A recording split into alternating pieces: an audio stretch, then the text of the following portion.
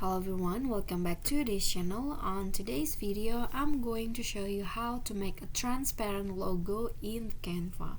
So here I've already made a logo, Gen Studio, and then I want to make it as a transparent logo. So basically it's so easy. You just need to save this logo as a PNG and also check the transparent option. So I'm going to click on share and then click on download, and please make sure that the file type is PNG, and then check on the transparent background option and then click on download.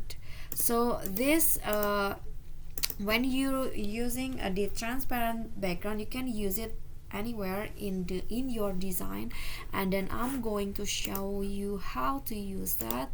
So I'm going to, for example, I want to make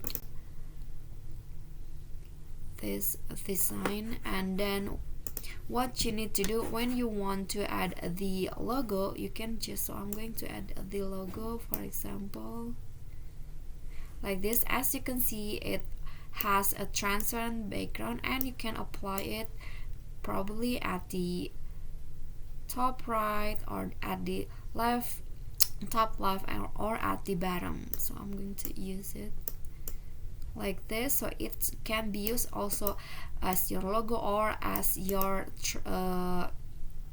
watermark, like this. And you can also just save this design.